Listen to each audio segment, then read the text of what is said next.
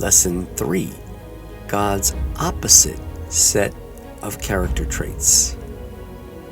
We now come to perhaps two of the most relevant and greatest sets of character traits of God in the Bible. Understanding these two different sets of character traits are vital to understanding the rest of the Bible. To simplify this discussion, we will categorize these two different sets of character traits of God, calling one set God's holiness and the other set God's love. In the set of God's holiness, we have his traits of righteousness, purity, and justice. Now remember, the magnitude and scope of each trait we describe of God is far beyond anything man possesses. To indicate a measure of that level, we will use the word absolute. Absolute righteousness is to be morally and ethically perfect. In other words, it cannot tolerate even a minute amount of evil, whether it is evil thinking or evil behavior. Any amount of evil is considered iniquity. God is absolutely righteous and is absolutely pure or completely free of iniquity and evil. Unlike the concept of yin-yang, there is no darkness or evil in God at all. But the holiness of God also contains the trait of justice. Absolute justice means to exact the perfect penalty for a transgression, any transgression.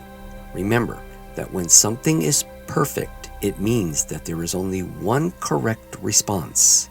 Any deviation, no matter how slight, would make it imperfect. God's absolute justice requires the penalty of death for any imperfection from his absolute righteous standard. Although this makes us very uncomfortable because we are not perfect, disregarding or changing this holy attribute of God is fatal to our survival.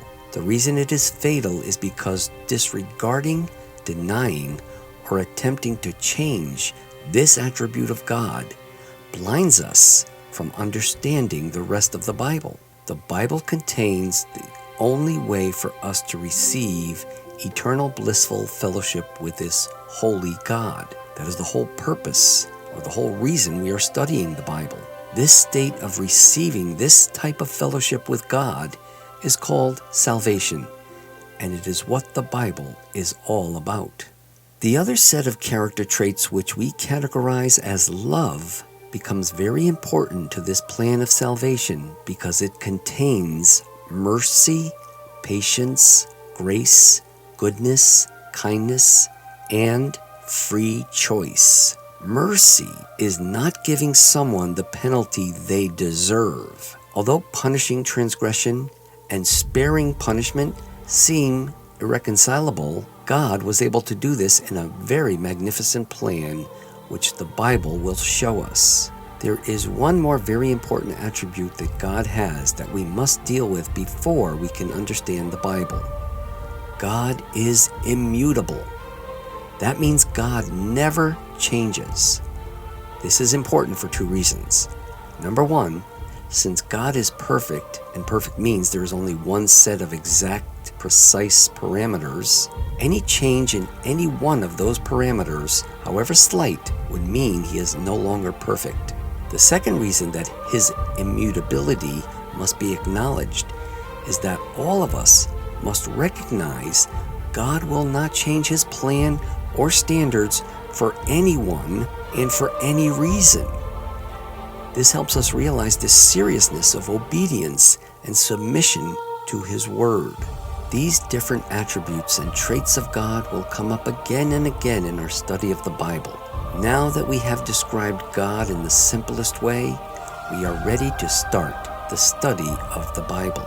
Talk to you in our next lesson. Goodbye for now.